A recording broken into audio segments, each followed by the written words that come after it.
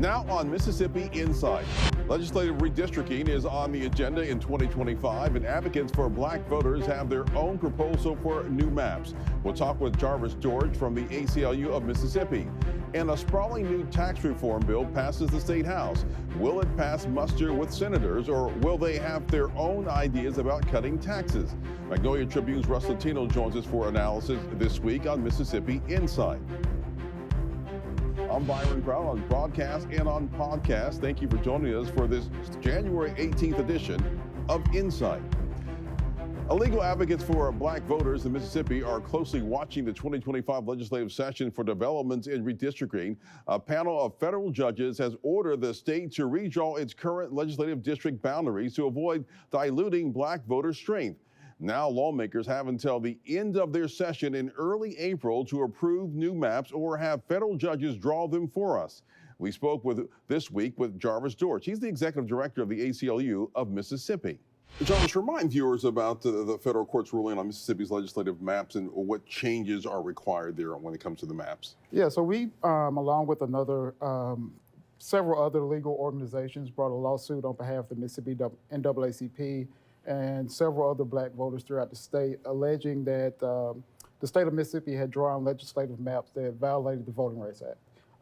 We had a trial last spring, and we also had a ruling over the summer where the court agreed with us and said the state has to draw 3 new majority black legislative districts, 2 in the Senate, 1 in DeSoto County, 1 in and around Hattiesburg, and in the House they have to draw 1 minority district in and around Chickasaw County.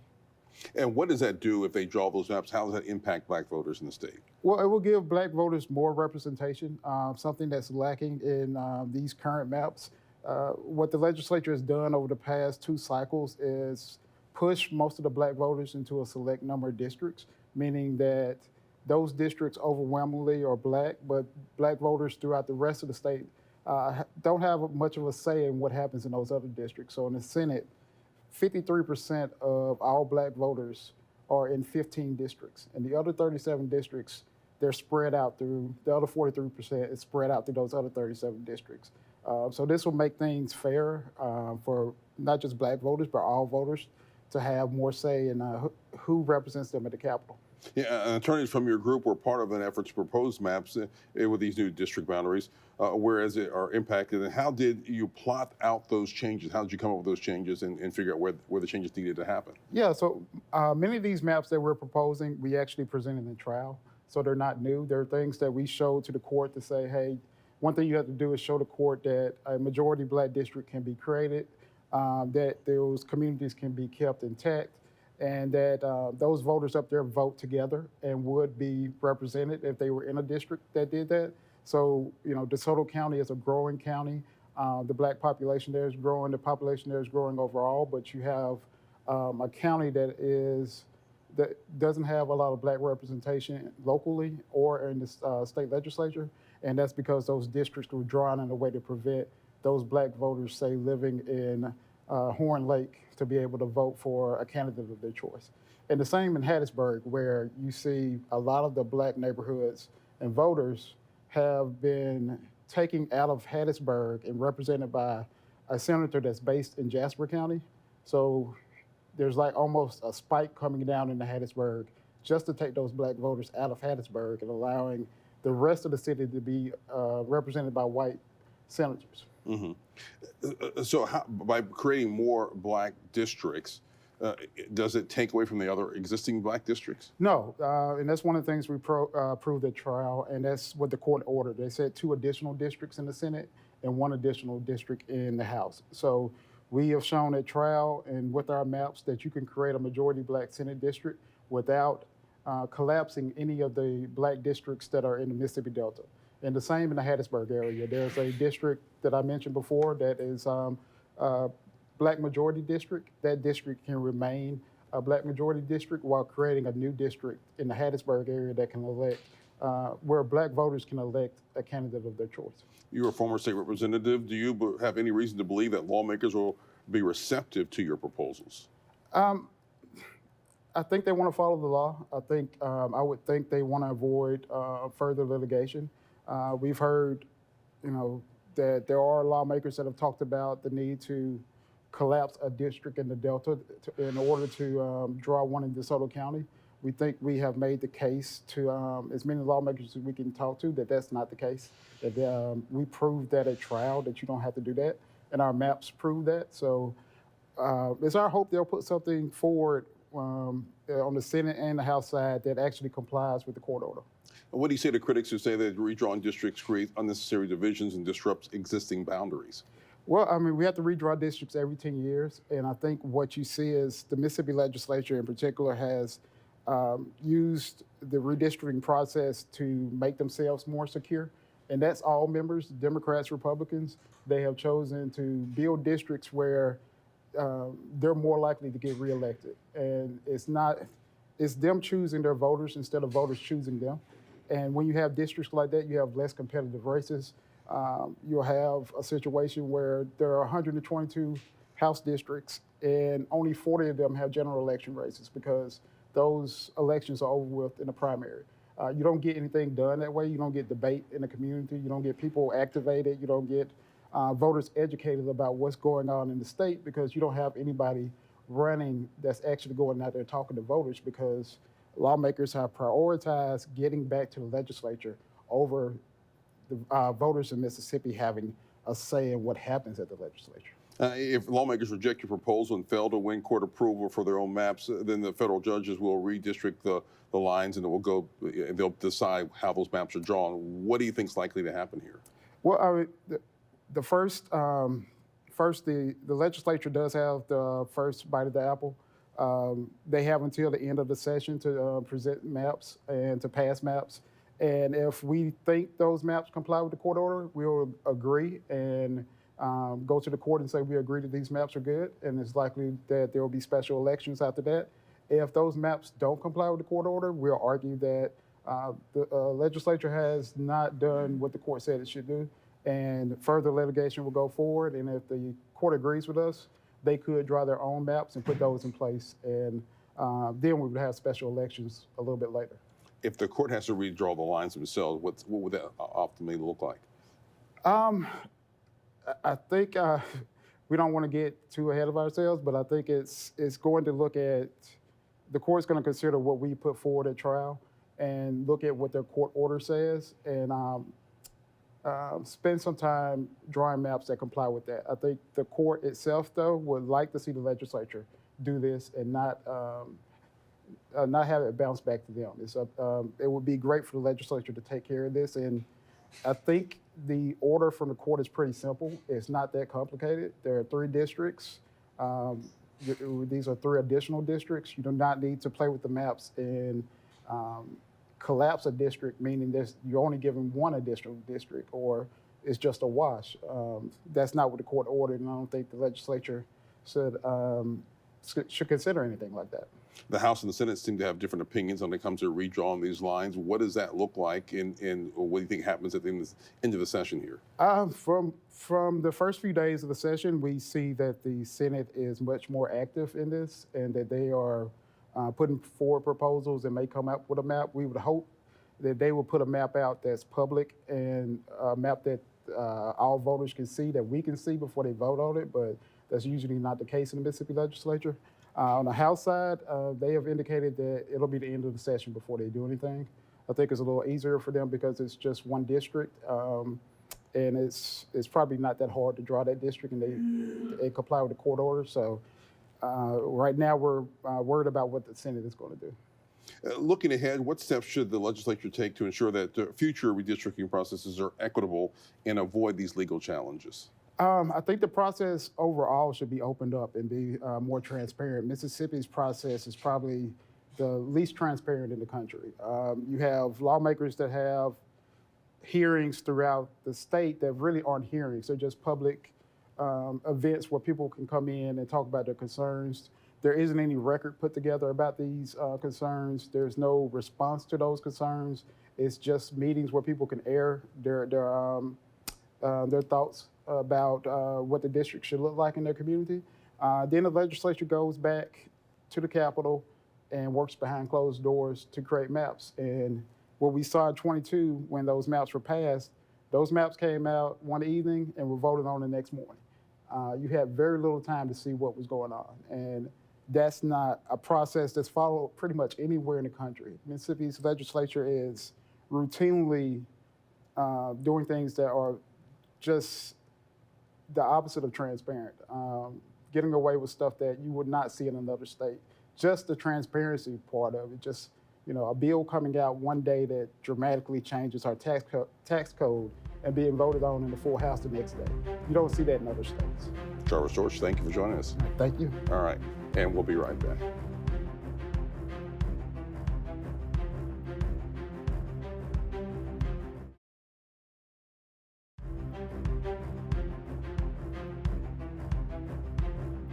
The latest efforts to reform Mississippi's tax structure are in the hands of the state Senate. Thursday, the House of Representatives passed a substantial piece of legislation.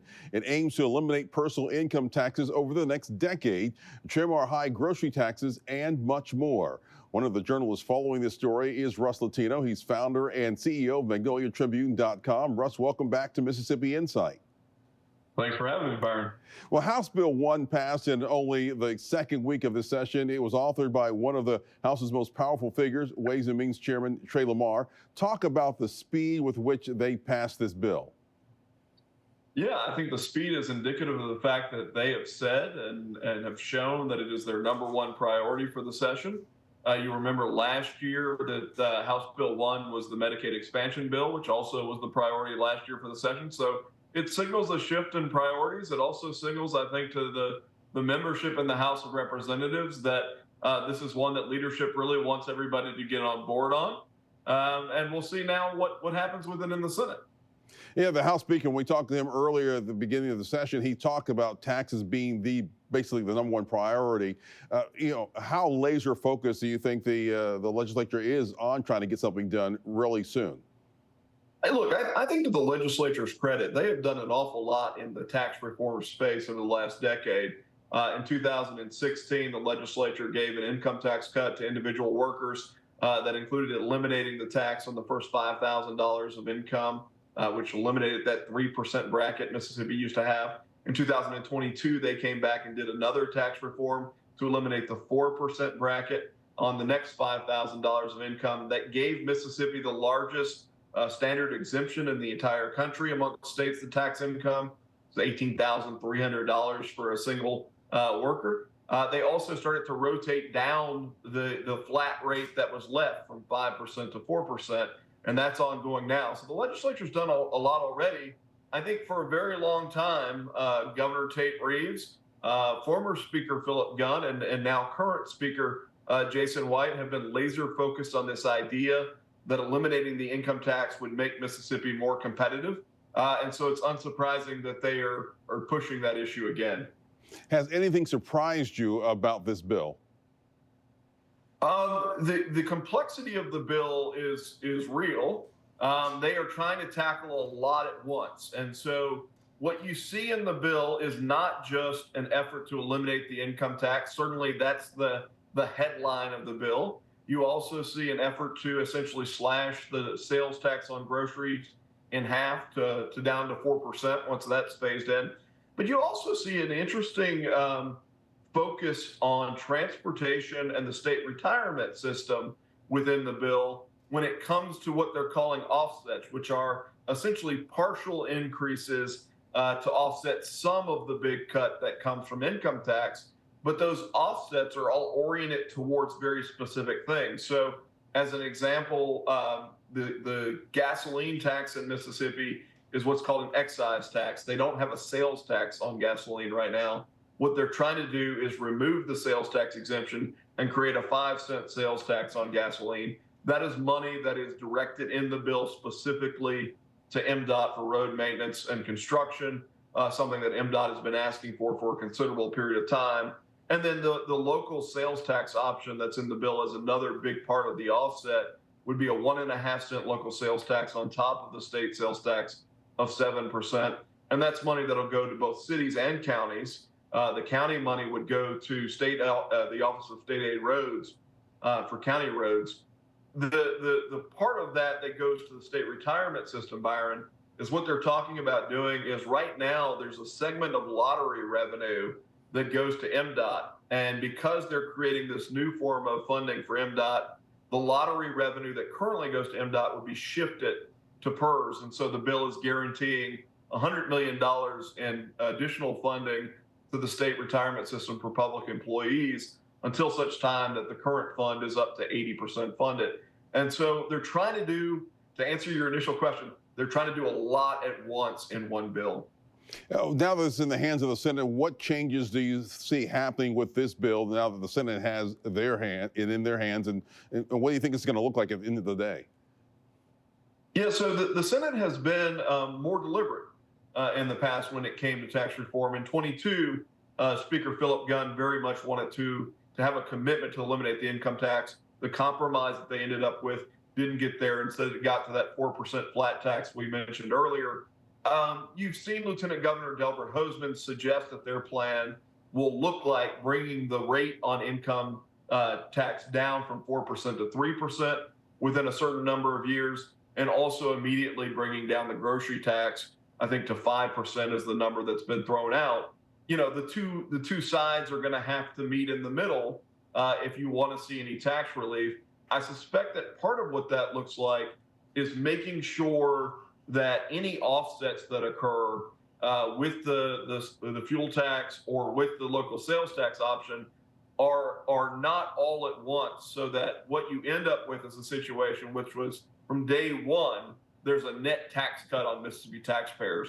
There's the risk that if you don't do it that way, that even though at the end the tax cut is larger than the tax increases, that if you don't make it so that they happen at the same time, the end result could be that early on you actually pay more in taxes while that bigger tax cut is being phased in. How important is the fuel tax provision for MDOT and our transportation infrastructure? Yeah, look, I think for a very long time, MDOT has made the case that they need additional funds to be able to do road maintenance. You know, our system is fairly complex. I will give a lot of credit to both the current MDOT commissioners and the current MDOT executive director, Brad White. I think they have done a good job in recent years in bringing roads and bridges back up to where they need to be. I think you're constantly in this game of how do you make sure that you can maintain that. And so for a while now, MDOT has been arguing that it needs several $100 million more, both to maintain and also to add additional capacity projects, new construction.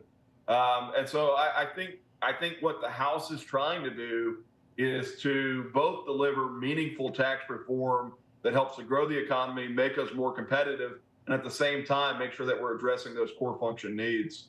Same question in regards to PERS. Will this firmly shore up the public retirement system in your view, or will more need to be done? Yeah, I mean, my answer is that it's a good step, but certainly PERS is going to require more. I think the part of this that is encouraging if you're a state employee or somebody that's already retired is, look, it's a big problem. There's a $25 billion unfunded liability in PERS, and a lot of that has to do with the way that the program was designed a long, long time ago that's never been fixed. So, you know, I think the answer is that part of fixing PERS is ensuring that there's the right level of recurring funding. The legislature in the past has tried to address this issue sort of periodically. When they had money, they'd stick a little extra in. So I think having it on a recurring basis every year is a good step. I don't think it quite closes the gap if you look at the math. I think the other part of this that PERS has got to figure out is what the PERS board calls Tier 5, which is a new category of public employee for people who have not currently been hired but will be hired. And really part of that is just a recognition that most young public employees are not staying long enough to vest in the program. So the state is paying into the system for them, they're paying into the system, and they yield no benefit because they never stay long enough to vest in the program. And so I think part of what policymakers are looking at is how do you make it portable for a young employee who comes in and maybe doesn't stay quite as long, you know, so that we're competitive in hiring those people. As this bill stands right now, is this something that Governor Tate Reeves would sign, or would he want some more changes done to it? Yeah, I'm reticent to speak on behalf of the governor. What I would say is that he clearly has been in favor of the idea of eliminating the income tax. I think he said that he recognizes that it's a serious effort. Certainly yesterday after the bill passed, he applauded leadership for making that effort. I suspect that, both he and the lieutenant governor will have their own thoughts on ways that the bill could be improved upon. That's the nature of the process. And hopefully at the end of the process, we are able to see something delivered that gives real tax relief to Mississippi's workers and working families, and simultaneously make sure that we continue to engage in a responsible way fiscally to take care of the responsibilities that the government has. Russ Latino, always a pleasure talking to you. Thank you for joining us. Yeah, thank you for having me. All right, and we'll be right back.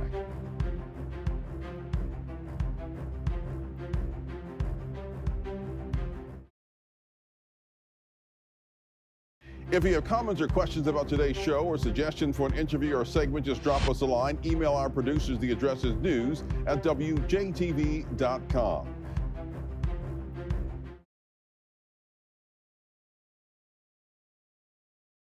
Big thanks to Jarvis Dortch and Russ Latino for joining us this week. We'll be back next weekend with more of the political and current affairs coverage that you demand. I'm Byron Brown from all of us here at 12 News. Make it a great weekend.